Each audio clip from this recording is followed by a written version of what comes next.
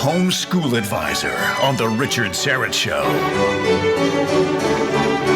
right, after a long absence, my fault, we are back with our good friend Robert Bortins, CEO of Classical Conversations, classicalconversations.com, helping Christian classical homeschoolers in all 50 states and 30 countries, including Canada. Robert, Happy New Year and welcome back. How are you, my friend? I'm doing great. Happy New Year. I think you guys have a Boxing Day somewhere in there when we have Christmas, so I hope you had a wonderful holiday season. Well, don't you have Boxing Day? We have Christmas and Boxing Day. No, we only have Christmas, so No Boxing Day. nope. Seriously? Really? I didn't know that. All right. You see, there's another difference. That's another reason we can't be the 51st state. We'll never get along. You don't have Boxing Day. This will not stand. All right. Let's talk about let's look ahead at 2025 and some of the big education stories that I know you're going to be paying attention to. Now, mind you, these are south of the border, but you know the way Donald Trump is talking, we may all be one happy country before too long. So let's talk about what a Trump presidency is going to mean for schools in the United States, because of course he's pledged, in fact, to get rid of the U.S. Department of Education, which I believe Jimmy Carter enacted back in the late 70s. And he's also talking about getting the woke out of public schools. What are your thoughts? Yeah, so the U.S. Department of Education has been a bane in our country's existence. I'm sure there's some sort of similar thing in Canada.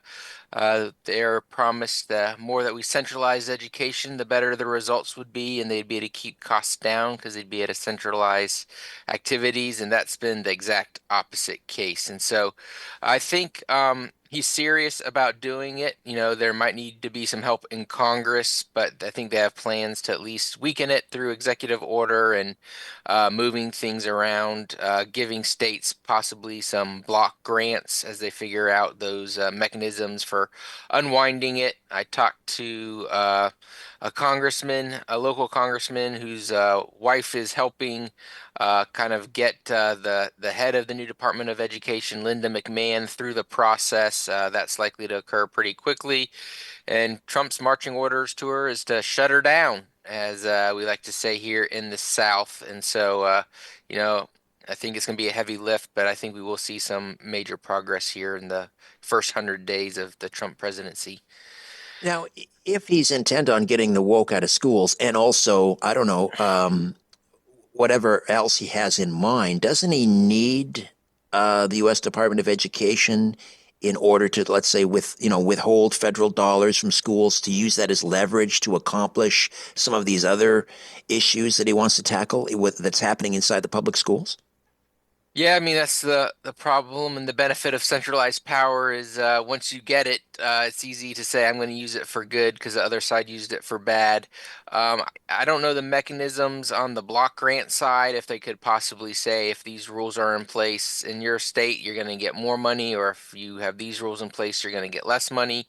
You certainly can use the power of the federal purse strings to get some of those issues resolved on the state side. But on the flip side, whoever the next Democrat is can do the exact same thing back. So I think it's really important that we get this unwound and do that in a quick manner for the future of our country. And part of that wokeness will get unwound because I don't think local state taxpayers are going to want to pay for that woke junk in their state taxes, where eventually all these monies will be pulled to.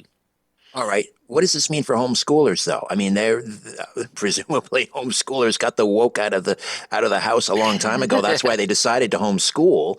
Yeah. And they're not really affected by the Department of Education. So why do homeschoolers care about this?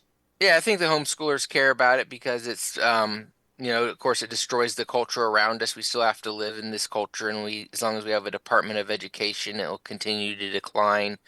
The Department of Education also does things like Title IX, which in the U.S. is is sex discrimination, and the Biden administration used it so that colleges have to let men sleep in women's dorms, use women's bathrooms, play on women's sports teams.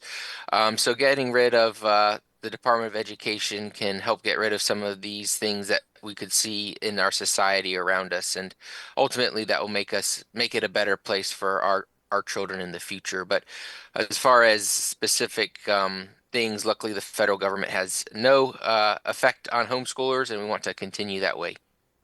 School closures are increasing in the United States. I mean, not everywhere, but a lot of this has to do, I guess, with reduced Yeah. enrollment because of, well, just, people are not having as many children these days, and but also people are enrolling their kids in private schools and they're homeschooling. Yeah, so the number of people in private school and homeschools continue to rise. There's about 4 million homeschoolers. In our county where we live, I think just over half of the kids go to public school and the rest go to some other type of school or homeschool. I've got friends in Idaho where 60% of the kids in there are homeschooling or go to a private school, and they're actually closing down one of their elementary schools. So I think it's a combination of two things. One, more parents are uh, using their God-given rights and responsibilities to pick the best education for their kids and making sacrifices to make it happen. And two, the pagans and the other people aren't having enough kids, and so we don't see the kids coming in, which is, of course, a huge economic issue in the future. I know Elon Musk is talking about that all the time. So I think the number one thing, if you're listening to this radio show, is make love to your husband or wife and have more kids, and that's the way to win the future. But school closures are increasing, and that's a good thing. That may be the line of the year. The pagans aren't having enough kids. I love it. Robert Bortins, CEO